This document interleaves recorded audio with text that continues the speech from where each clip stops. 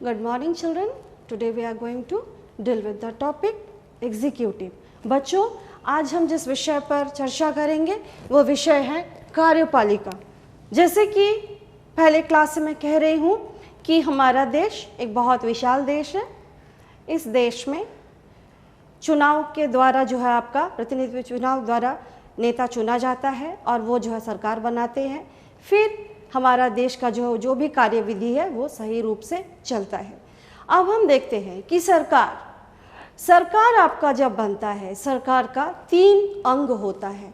There are 3 organs of our government, that is legislature, executive, judiciary। हमारे सरकार का 3 अंग होता है, वो है आपका विधायिका, कार्यपालिका, न्यायपालिका। तो बच्चों, आज हम डील करेंगे, हमारा जो टॉपिक है कार्यपालिका। Today we are going to deal with the topic that is executive. Now there are 2 main streams of executive, that is one is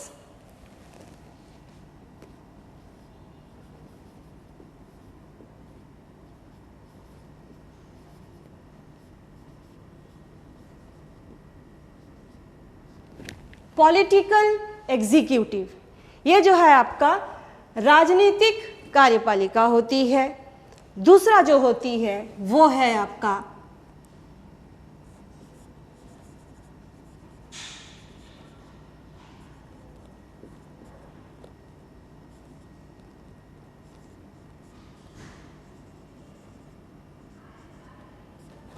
permanent executive, यानी कि स्थायी कार्यपालिका।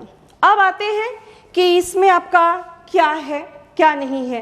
सबसे पहली बात, when we are talking about executive, जब हम कार्यपालिका की बात करते हैं, कभी कभार ऐसा लगता है कि हम सरकार का बात कर रहे हैं। मीन्स इस अंग को जो है आपका एक तरह से सरकार ही कहलाया जाता है। अब आते हैं कि पॉलिटिकल एंड परमानेंट, ये दोनों में क्या अंतर है। जैसे कि आप जानते हैं हमारा देश में चुनाव होता है, उसके बाद में जो विभिन्न पद है, राष्ट्रपति, प्रधानमंत्री, विभिन्न मंत्रियां, ये सब जो आते हैं, जो कानून बनाते हैं या फिर संशोधन करते हैं, जो भी आपका राजनीतिक कार्य है वो करते हैं, देश को चलाते हैं 5 वर्ष के लिए। फिर दोबारा चुनाव होता है। चुनाव होने के बाद फिर से जो पार्टी बहुमत से आगे आती है, उसका जो है प्रधान जो होता है वो आता है, फिर से सरकार बनता है और ये कार्यक्रम जो है आपका सुचारू रूप से चलता रहता है। In our country, as we know, elections are held in every 5 years. When elections are held, what happens? The party who gets majority comes and the leader of the party becomes the prime minister, and the other ministers take their responsibilities and the government is formed and run for 5 years. For 5 years they do the work, whatever development work and other whatever things have to be done for the nation, those all works are done. But again what happens? After 5 years again elections are held and the same procedure beta goes on. Now यहाँ पर वो है political executive, in which comes who? That is the President of India, Prime Minister, other ministers and whoever you can take. Now come to the next topic, that is permanent executive. In the permanent executive, स्थायी कार्यपालिका में इसमें आता है आपका the officials, the government servants and other people. Even I hope I also come under this only, because we are not coming for a fixed period. We have to serve, we have to render our service for a long time till our retirement, and transfers are done. Then according to the ability, according to the seniority and all, promotions are given. Different functions and different things are done in the departments here. And here this is permanent. That is, we cannot hold means any post of anything. I cannot contest election or do anything because I am a permanent worker. So that is permanent executive beta. ये ध्यान दीजिएगा, ये जो है आपका जो 5 वर्ष के लिए जिसे हम नियुक्त करते हैं, चुनाव में जो जीतता है, जो आता है, वो कार्य करता है, दोबारा फिर जब इलेक्शन होता है नया, अगर वो जीता, वही व्यक्ति जीता तो दोबारा आ जाएगा, सरकार बनाएगा, जैसे अभी फिलहाल बना है हमारा देश में। नहीं तो जो पार्टी जीतेगा उस पार्टी का जो हेड है वो आएगा, सरकार बनाएगा और सुचारू रूप से देश का जो कार्यक्रम है वो चलेगा। यहाँ पर ये जो है, यहाँ पर ये इसमें आपका पूरी तरह से जब तक हम जो है आपका सेवानिवृत्त नहीं हो जाते, हमें अपना सेवा देना है। स्थानांतर होता है, ट्रांसफर्स आर डन, और बाकी जो भी कार्यक्रम है जो हमें आगे मिलता है उसे हमें जो है करना है। ये जो है आपका एक प्रकार है। Now we come to the next point. What is the point?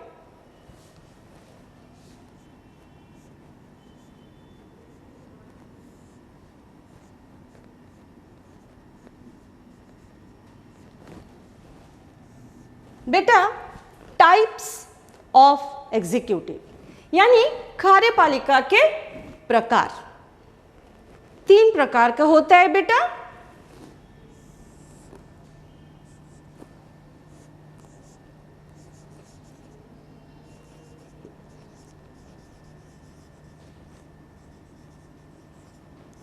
Parliamentary यानी संसदीय,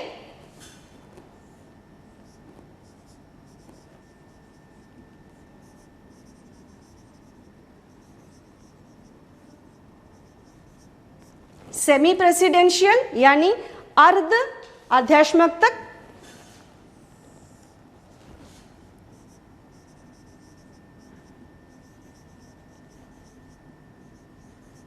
तीसरा है प्रेसिडेंशियल यानी कि आध्यात्मक तक। अब आते हैं इस पर कि ये तीनों में क्या फर्क है, थोड़ा ध्यान दीजिएगा बेटा। Parliamentary which we are having, जो हमारे भारत में है, संसदीय, यहाँ पर पार्लियामेंट्री में आपका जो प्रधानमंत्री होता है वो अपने सारे जो भी मंत्रिमंडल है उनके साथ में आपका जो है सरकार का मुख्य या प्रधान माना जाता है। यहाँ पर विशेष रूप से सरकार का आपका माना जाता है। ये जो है आपका, ये जो पार्लियामेंट्री सिस्टम है, संसदीय सिस्टम है, इसमें जो है आपका प्रधानमंत्री और बाकी जो भी मंत्री है वो जो जवाबदेही होते हैं विधायक को, उसे जवाब देना है उसे, क्योंकि चेक एंड बैलेंस जो सिस्टम है वो चलता है यहाँ पर। आप अगर कोई कार्य करते हो, अगर वो सही है तो बहुत अच्छी बात है, अगर कुछ गलत उसमें हो रहा है तो उस पर क्या है, आपको जवाब देना पड़ता है कि कार्य क्यों वक्त के अंदर खत्म नहीं हुआ, या फिर क्या वजह है कि कार्य जो है सही तरह से निपटाया नहीं जा सका, क्या क्या खामियां हैं, सारी बातों का जवाब जो है, क्योंकि यहाँ पर हम जनता जो है उनको चुनकर भेजे हैं, यहाँ पर उनका कर्तव्य है, उनका दायित्व है कि वो हमारे सवालों का जवाब दें।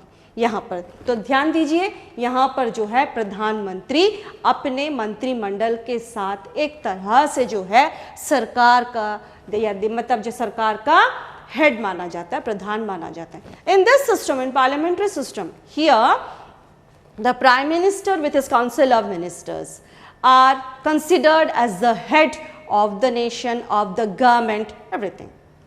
Here what happens is they have to answer, they are answerable, because if any work is pending or not done properly in time, they have to answer us, because we are the people who have elected them, selected them, and we have chosen them for this work, for this purpose. So if they are not fulfilling any job or anything, they have to answer it.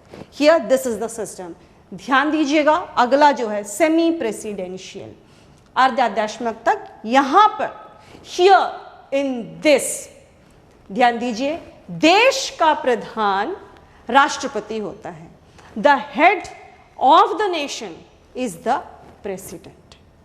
सरकार का प्रधान, head of the government, is the prime minister. I hope you understand. Once again I am just stressing, semi presidential, यहां पर देश का प्रधान, head of the country, nation, is the president, head of the government, सरकार का प्रधान प्रधानमंत्री होता है। यहाँ पर भी प्रधानमंत्री और उनके सारे मिनिस्टर्स को जो है जवाबदेही होते हैं, वो उनको भी विधायिका को जवाब देना पड़ता है इनका जो, और यहाँ पर चुनाव होता है और उसी जैसा आप जानते हैं जो आपका विधि है उसी के अनुसार यहाँ पर बनाया जाता है। तीसरा जो आता है बेटा, ध्यान दीजिए, प्रेसिडेंशियल। यहाँ पर राष्ट्रपति देश और सरकार दोनों का प्रधान होता है। Here in this system, the president is the head of the nation and of the government also. And very important, he is not answerable to anybody. If he wants, he will give the answer. If not, he doesn't will. अगर उसको मर्जी नहीं है, वो जवाबदेही नहीं है। यहाँ पर ये ध्यान दीजिए। तो उम्मीद है आप ये तीनों जो है समझ गए हैं, जो एग्जीक्यूटिव के जो प्रकार है, जो कार्यपालिका के, what are the types in parliamentary. Here prime minister with his council of ministers are considered the head of the government. Here president is the head of the country, nation, prime minister head of the government. Here both country and government, who is the head beta? President is the head. Please just keep this in mind, the prakar, that is the difference between these things. Now after this we are coming to the features of the executive, यानी कि विशेषताएं, कार्यपालिका की विशेषताओं पर एक नजर डालेंगे।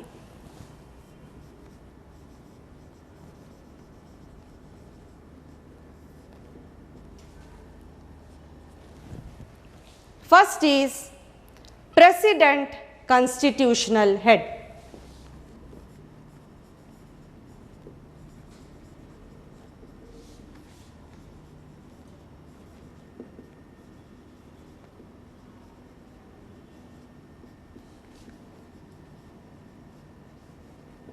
What does this mean? इसका अर्थ क्या है बेटा?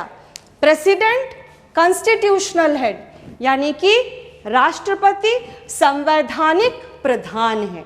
संवैधानिक प्रधान यानी संविधान जो है वहां पर मतलब राष्ट्रपति जी को पूर्ण सम्मान दिया गया है कि वो राष्ट्र मतलब जो है उनके नाम पर ही सारे कार्य होंगे। देश विदेश के जो भी कार्यक्रम है, हर चीज, प्रत्येक कार्य जो है आपका राष्ट्रपति के नाम पर ही होगा। उनको जो है प्रथम व्यक्ति के रूप में, प्रथम नागरिक के रूप में माना जाएगा। कॉन्स्टिट्यूशनल हेड उनको माना जाता है। जितनी भी नियुक्तियां होती है, जो भी कार्य होती है, सरकार जो भी कार्य करती है, प्रधानमंत्री जी जो अपने मतलब आपका काउंसिल ऑफ मिनिस्टर्स के साथ में जो भी कार्य करते हैं, इनसे सलाह परामर्श करने के बाद ही करते हैं। इनका फर्ज है, इनका जो दायित्व है वो है कि उनको सही दिशा दिखाए, सही रास्ता बताए, सही आपका जो सम्मति है, मत है वो दे कि हाँ क्या करना चाहिए, क्या नहीं करना चाहिए। It means everything, think of the welfare of the country, of the state. But remember, president is the constitutional head. Means वे जो है ऐसा है कि एक संवैधानिक प्रधान है। ध्यान दीजिएगा, please take this word, keep this word, constitutional head. अब आते हैं अगला फीचर पर बेटा,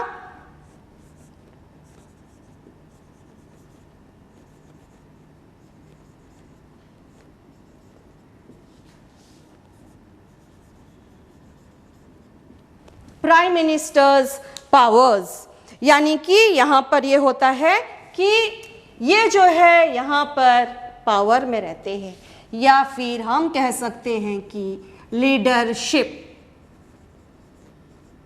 आप अगर न्यूज़ देखते होंगे, आप अगर सुनते होंगे न्यूज़ या ध्यान देते होंगे, पूरा नहीं हेडलाइंस अगर आप देखते होंगे, हमेशा आपको ये सुनाई देता होगा कि आज हमारे प्रधानमंत्री जी यहाँ जाएंगे, आज हमारे प्रधानमंत्री जी यहाँ जाएंगे, आज यहाँ पर निवारण करेंगे, आवरण करेंगे, बहुत कुछ। मीन्स अगर 10 पॉइंट्स है न्यूज़ में, उसमें से 100% बेटा 6 पॉइंट्स, 6 पॉइंट जो है आपका प्रधानमंत्री से जुड़ा हुआ रहेगा। यानी कि यहाँ पर क्या होता है, एक तरह से अगर देखा जाए द रियल हेड, जो सच में जो पावर होती है, जो वाकई में जो पावर है, जो शक्ति है, वो जो है आपका प्राइम मिनिस्टर यानी प्रधानमंत्री जी के पास होता है। प्रधानमंत्री जी कार्य करते हैं इनसे, यानी मतलब आपका राष्ट्रपति से सलाह परामर्श करके फिर जो है इस कार्य को अंजाम देते हैं। अगला आता है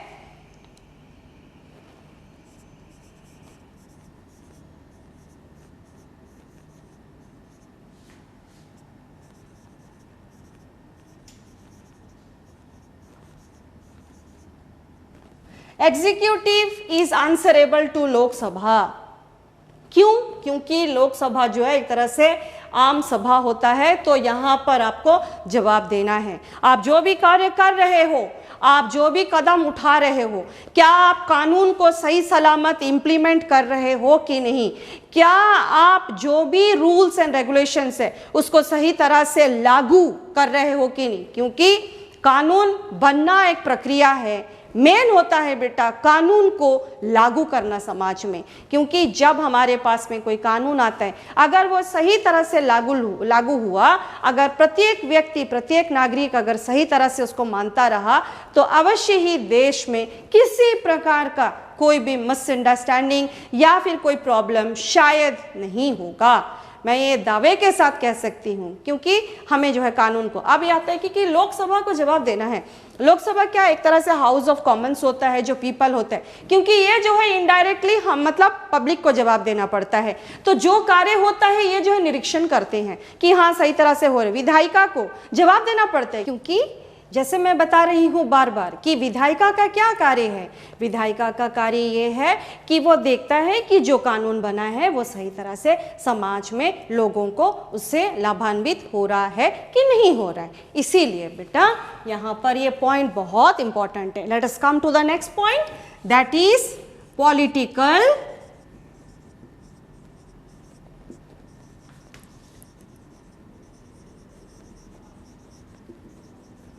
पॉलिटिकल होमोजेनिटी, यानी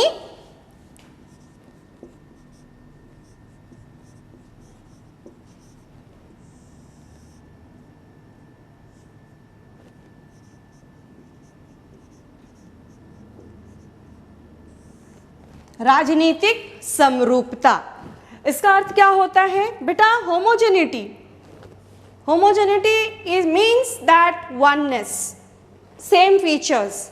तो यहाँ पर क्या होता है कि आपका जब एक पार्टी आता है, जब जीत कर आता है, तो उसके जो भी कार्यकर्ता होते हैं सबका जो मत होता है वो सेम होता है, एक ही होता है, वो एक ही चीज को लेकर चलते हैं, उनका जो थिंकिंग्स है वो डिफर नहीं करता। When a single party comes in the majority, what happens is the party workers, they all are having a single goal. Whatever they think think in a same way. They don't think differently. If there is little bit of difference also, they try to sort it out and very peacefully they try to run the government. But where there is a hanging government, जैसे कि collision हो जाता है, कभी कभी किसी को majority नहीं मिलता है, तब क्या होता है, तब दो चार पार्टी मिलकर जब बनाते हैं, अब देखिए वो सरकार ज्यादा दिन तक टिकता नहीं है। What is the reason? क्योंकि हर एक पार्टी, प्रत्येक पार्टी को यही लगता है कि मेरा पार्टी सर्वोत्तम है, मेरा पार्टी सबसे ज्यादा सक्षम है, मेरा पार्टी सबसे ज्यादा अच्छा है, और सब क्या कोशिश करते हैं कि मेरा जो थिंकिंग है वो जो है हम राज्य या देश पर लागू करें। यहीं पर क्या होता है आपका, मतलब जो है ये कुर्सी को लेकर लड़ाई शुरू हो जाता है। एंड मैक्सिमम टाइम्स इतिहास गवाह है कि it is not successful, because homogeneity, राजनीतिक समरूपता बहुत जरूरी है बेटा। समरूपता अर्थ ही है कि एक तरह रहना, एक तरह से सोचना, बिल्कुल फर्क नहीं होना। 10 अगर व्यक्ति होंगे, 10 का विचार एक ही प्रकार से चलते रहना चाहिए। तो बेटा दीज आर द फीचर्स, ये जो है विशेषताएं हैं किसके? कार्यपालिका की। अब हम आते हैं नेक्स्ट टॉपिक पर। Now we come to the next topic, that is president of India.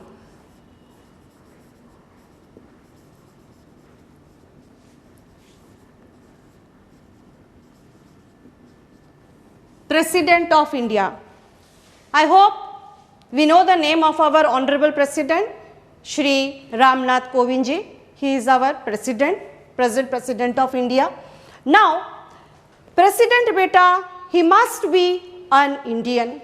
He must be 35 years or above, and he must be capable of handling all the situations to handle the nation, means full of talent and एक सुलझा हुआ व्यक्ति होना चाहिए। ऐसा नहीं कि बस किसी को भी चुन लिया और राष्ट्रपति बना दिए, चलो देश को संभालो, नहीं, एक सुलझा हुआ व्यक्ति, एक समझदार व्यक्ति जो अपने हर मतलब आपका इच्छा को, इमोशंस को कंट्रोल में रखकर सही विचार कर सके सही वक्त पर, वो व्यक्ति को जो है प्रेसिडेंट के तौर पर चुना जाता है बेटा।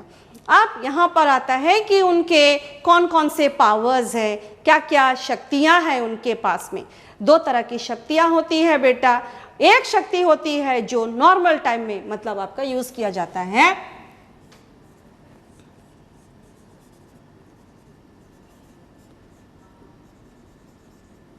normal times, means what are his powers which he can use when he is in normal times. Normal time में बेटा he is a constitutional head.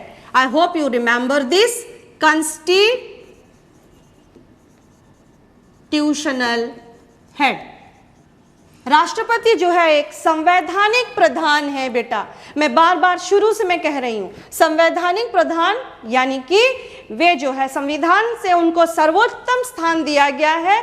देश का प्रथम नागरिक के रूप में कुछ भी कार्य देश पर होता है, चाहे वो विदेशी हो, देश का हो, कुछ भी हो, प्रत्येक कार्य जो है इनके नाम पर होता है। In the name of the Indian government, in the name of the president, the works are done. और ये जो क्या करते हैं आपका, जो हमारे देश के प्रधानमंत्री है, जो मिनिस्टर्स है, जो भी काउंसिल ऑफ मिनिस्टर्स है, सबको जो है सही सलाह देते हैं, सही राय देते हैं कि कब कौन सा कार्य करना चाहिए, कौन सा कदम उठाना चाहिए, देश को किस वक्त किस चीज़ का ज़रूरत है, तो उस प्रकार से जो है वो चलाने की कोशिश करते हैं आपका। नेक्स्ट आता है मिलिट्री पावर्स।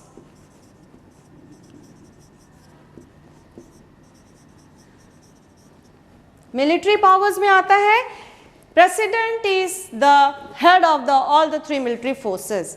ये जो है आपका एक तरह से सुप्रीम कमांडर है मिलिट्री का। जो हमारा डिफेंस है उसका जो है आपका सुप्रीम कमांडर है हमारा राष्ट्रपति जी। इनके अंतर्गत इनके इशारों पर ही जो है सारे कार्य होती है, चाहे वो एयरफोर्स हो, नेवी हो, कोस्ट गार्ड हो, जो भी हो आपका इनको ही मानकर चलते हैं। जो सुप्रीम कमांडर होते हैं वो देखते हैं कि कब कहाँ पर मतलब जो है आपका सैनिक का ज़रूरत है, कब कहाँ पर भेजना है, क्योंकि सेना सिर्फ आपका युद्ध के समय काम नहीं आती है, कभी परीक्षण करने के लिए, कभी शांति के लिए, कभी आपका कुछ आपातकाल आ गया, कुछ आपका दुर्घटना घट गया, तो उस वक्त भी सेना का ज़रूरत पड़ता है कि वो जाकर राहत पहुंचाए लोगों को। तो सेना का कार्य सिर्फ युद्ध नहीं है, हमारा दिमाग में यही रहता है, हमारा जहन में ही रहता है सेना और युद्ध, हम इसी दोनों को जोड़कर चलते हैं। नहीं बेटा, सेना जो है विभिन्न क्षेत्र में हमारा सहायक सिद्ध होते हैं। आप यकीन नहीं मानोगे, आप अगर ऊंचे हिमालय के चोटियों पर चले जाओ, जहाँ पर हम जाने सोचने से ठंड से कांप जाते हैं, वहाँ पर वो 24 घंटा तैनात रहते हैं हमारे देश के रक्षा में, सुरक्षा करने के लिए हमारे मातृभूमि को। इनका जो हेड होता है वो है आपका हमारा president. Military powers. Next is foreign affairs.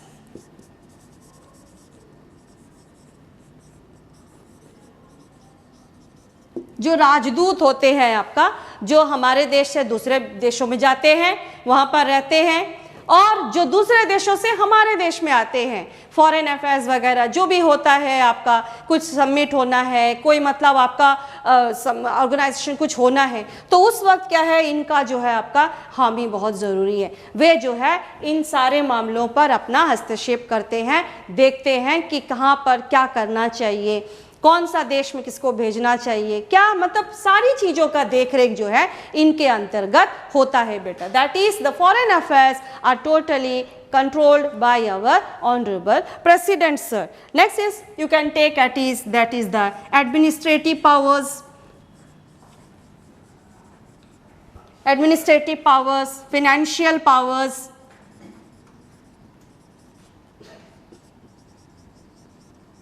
Means प्रत्येक चीज में इनका जो है नजर रहता है। जो भी कार्य होता है बेटा देश में, सरकार जो भी कार्य करता है, विभिन्न आपका ऑर्गेनाइजेशन या विभिन्न संगठन जो भी कार्य करता है, विभिन्न डिपार्टमेंट जो कार्य करता है, प्रत्येक चीज पर इनका जो है आपका देखरेख होता है, इनका नजर रहता है कि हाँ कहाँ पर क्या हो रहा है। अगर कुछ कमी है तो वो बताते हैं कि ऐसा नहीं, ऐसा होना चाहिए। Means he is a guardian of the nation, of the rules and regulations, whatever you can take.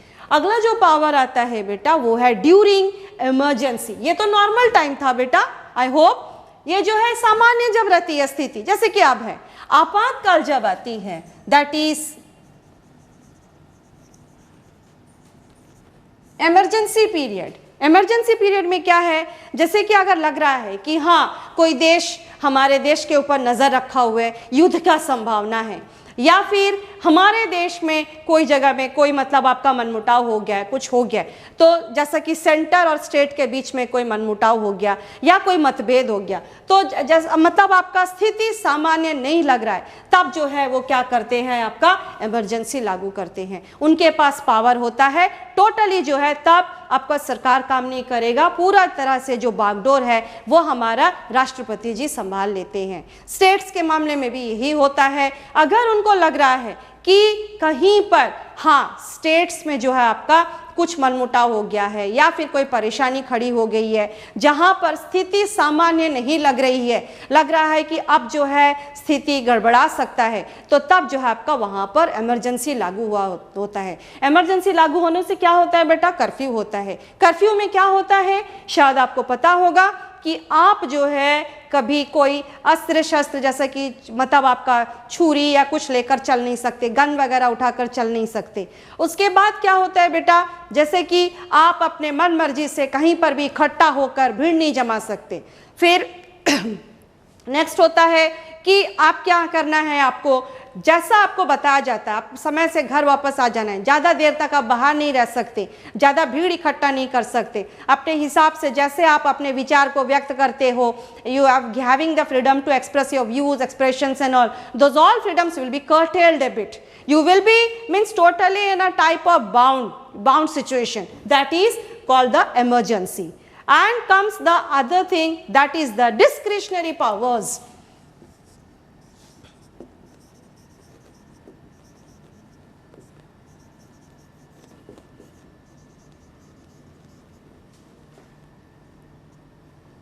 Discretionary powers क्या होता है, विशेषाधिकार।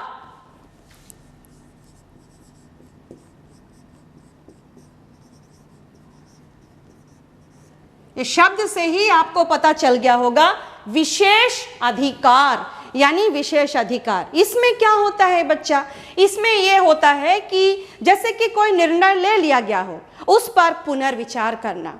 सोचिए कोई निर्णय ले लिया गया न्यायालय के द्वारा, लेकिन जो व्यक्ति या पार्टी है वो संतुष्ट नहीं है, तो अगर दोबारा उस चीज को मतलब आपका लाता है, अगर दोबारा अपील करता है, तो उस पर जो है दोबारा से एक सुनवाई हो सकता है, एक पुनर्विचार किया जा सकता है। और एक होता है power of veto, veto power. ये वीटो पावर आप जो है संयुक्त राष्ट्र संघ में सुने होंगे, जो 5 स्थायी सदस्य है उनके पास होता है। एक वीटो पावर इनके पास में भी होता है, जिसको पॉकेट वीटो कहते हैं। अगर उनको लग रहा है कि कोई डिसीजन आपका थोड़ा सा समय चाहिए उनको सोचने के लिए, तो उस वक्त क्या होता है, वो जो है उस विचार को जो है लंबित करता है, धीरे धीरे समय लेता है और उसको अपने पास ही रखा रहता है, एक्सेप्ट मनी बिल। बाकी कोई भी चीज के लिए वो जो है काफी समय ले सकते हैं, किसी प्रकार का समय निर्धारित नहीं होता है, तो उसे कहते हैं पॉकेट वीटो, इसे कहा जाता है।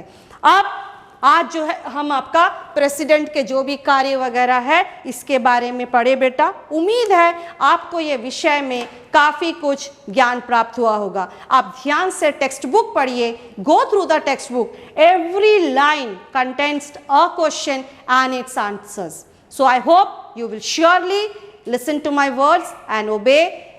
So with these words, I stop the class. Be safe, be happy. Thank you.